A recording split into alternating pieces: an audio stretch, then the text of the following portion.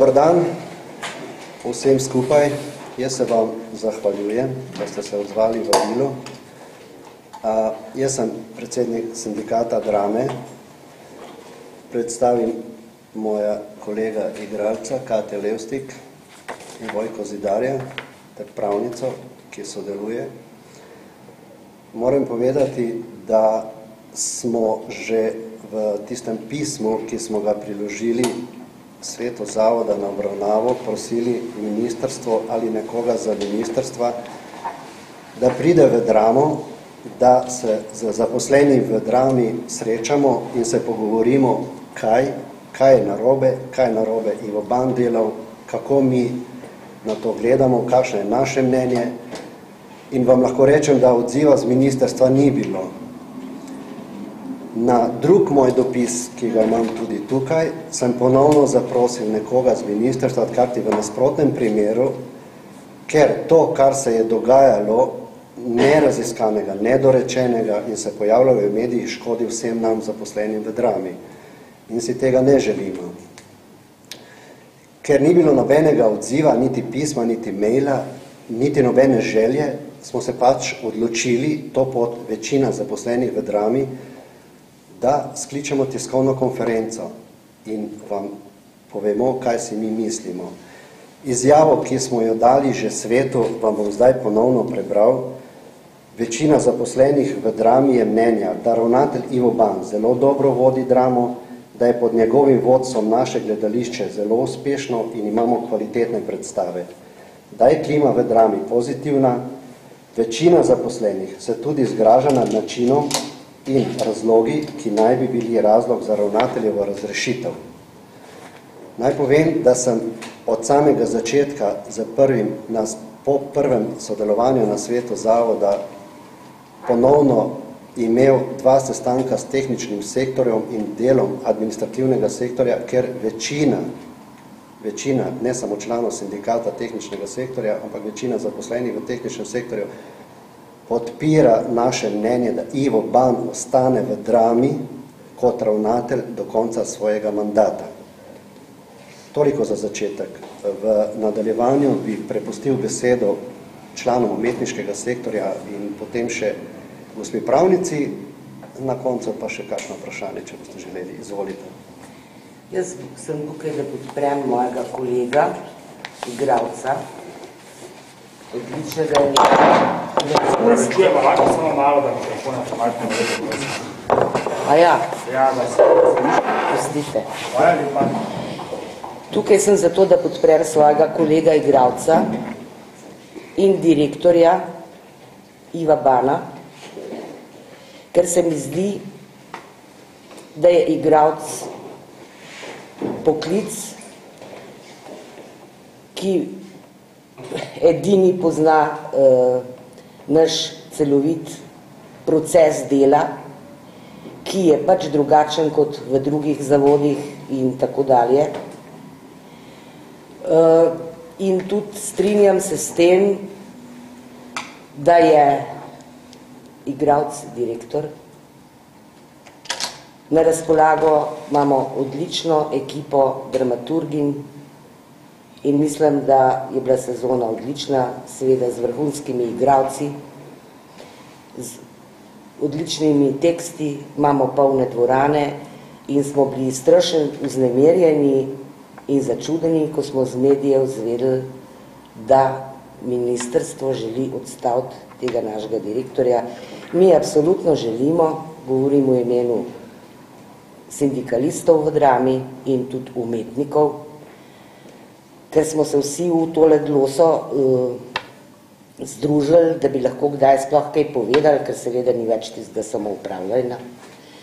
In je zdaj tako, da želimo, da Ivo Ban ostane do konca mandata in da se stvari nekako pravno razčistijo. Jaz bi pa Kati dodal samo še 2-3 drobtinice. Mogoče poznate Jeržija Grotovskega, velikega teoretika gledališča. V 50 letih je pisal svoje epohalne študije, na podlagi katerih so nas tudi na akademiji izrazito učili. No in on začne svojo teorijo gledališča s tem, da v gledališču je centralna osebnost igralec. Od Molièrovih in Shakespearovih časov naprej je igralec centralna oseba. Nerealizirani igralci oziroma tisti, ki za igro niso dovolj talentirani, so ponavadi režiserji, tisti, ki pa ne morejo režirati, so ponavadi teoretiki, dramaturgi. In dramo je vodilo že nekaj igralcev, vsi na zelo visokem nivoju. In tudi moram vam povedati, da se strašno čuti, če je človek član igralskega ansambla, a je v tisti pisarni direktorski igralec ali je kak drug poklic. Tako da, to je eno, kar moram nujno povedati. Drugo, kar bi rad nujno dodal, je, da je Ivo seveda legenda slovenskega gledališča kot ustvarjalec. In spominjam se, ko sem ga spraševal, ko je kandidiral za ravnateljsko mesto, kaj so mu rekli na ministrstvu. Rečeno mu je bilo: Ivo, mi hočemo tebe na odru, ne pa v pisarni, ker po našem mnenju izpolnjuješ kriterije za imenovanje na mesto ravnatelja, nam moraš obljubiti, da boš tudi igral. No, toliko za začetek. Ja, moram vam povedati, da ima drama približno, plus minus vedno varira, ampak samo za par številk 100 zaposlenih, že 30 let, odkar sem jaz tukaj. In da je približno polovica zaposlenih umetniški sektor, približno polovica tehnični sektor, in da če vzamemo to številko približno 100, Ivota podpira najmanj 80% zaposlenih. Pri igralcih je pa seveda vedno tako, pri umetniškem sektorju, da ima vsak izrazito svoje mnenje, ker je to povezano z našim bistvom, da se vsak natančno opredeli po svoje. In seveda ene hude enotnosti se ne da doseči, in jaz mislim, da je ta enotnost, ki smo jo pa zdaj dosegli v podpori Ivu, izjemno visoka za to hišo. Pa še nekaj bi vam rad povedal. V časih socializma sem imel družinske stike z nekim politikom, ki je bil na centralnem komiteju zelo pomemben član takratne oblasti. In on mi enkrat privatno razložil: veš, Vojko, za gledališče oziroma umetniške ustanove pa mi na CK-ju gledamo tako, da to mora biti v krizi. Ker če je v krizi, potem je kontrolabel. Ker jaz sem šel k njemu na prošnjo svojih starejših kolegov, ne urgiram, da se bo malo drama uredila, ker takrat je bilo zelo kritično, pa on rekel: ne, se fajn, vi ste v krasni krizi. Mi vas imamo pod kontrolo. Toliko. A prega začnemo tudi premaknili? Bomo, ne? Da ne boste imeli sem tisto, ko sem prej letala sneto. Jaz menim, da gre v celotni zadevi za nesporazum. Mogoče se sliši zdaj šokantno po enem mesecu, vendar zakaj za nesporazum? Pri gospodu Banu se krivde ni ugotavljalo. Krivde ni ugotavljal ne svet zavoda, ki je poslal zadevo ministrstvu. Ministrstvo pa je očitno menilo, da je krivdo že ugotavljal svet zavoda in je samo povzel zadeve od sveta zavoda. Imamo seveda zapisnike, pa ne, to vam bomo potem poslali, da ne bi jaz zahajala v podrobnosti, da bo več časa za vprašanje. Mi smo že na ministrico naslovili predlog za sestanek, kjer bi te zadeve razčistili in potem tudi podali skupno izjavo.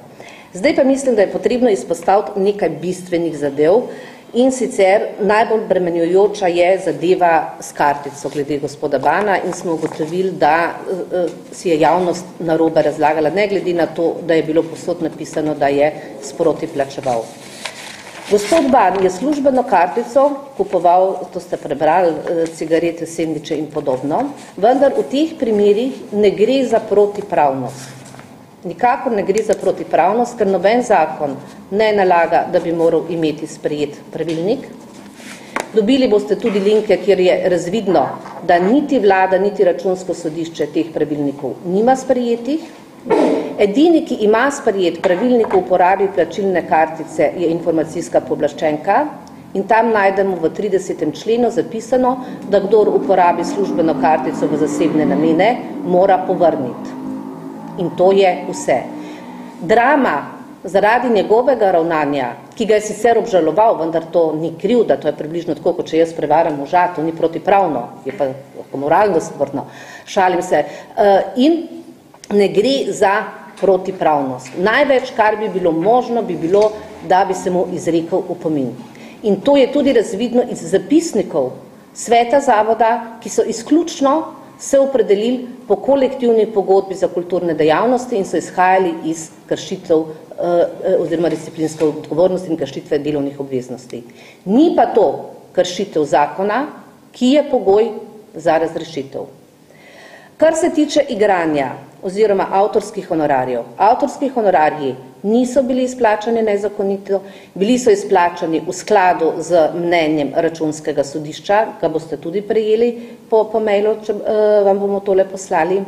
Polovico vseh vlog, ki jih je odigral v času mandata ravnatelj, spadajo v tako imenovani železni repertoar, se pravi, to je igral še preden je nastopil v funkcijo in bi se s tem povzročila zavodu škoda, če bi enostavno tole vzel iz programa samo zato, ker je postal ravnatelj. Ne nazadnje, zelo pomembno dejstvo pa je, da ima opredeljeno to in v pogodbi, to je v skladu z odredbo o plačah direktorjev, kjer dopušča, da se opravlja poleg direktorovanja tudi funkcija oziroma osnovni poklic. Kar se tiče oddajanja, res je, akt o ustanovitvi določa, da mora pridobiti predhodno soglasje. Vendar moramo se zavedati nekaj. Zakon v 73. členu govori, da je potrebno zagotoviti polno izkoriščenost prostorov, tudi z oddajanjem. Ravnatelj je ravnal v skladu z zakonom, pri čemer je zelo pomembno, da akt o ustanovitvi velja že od leta 2003.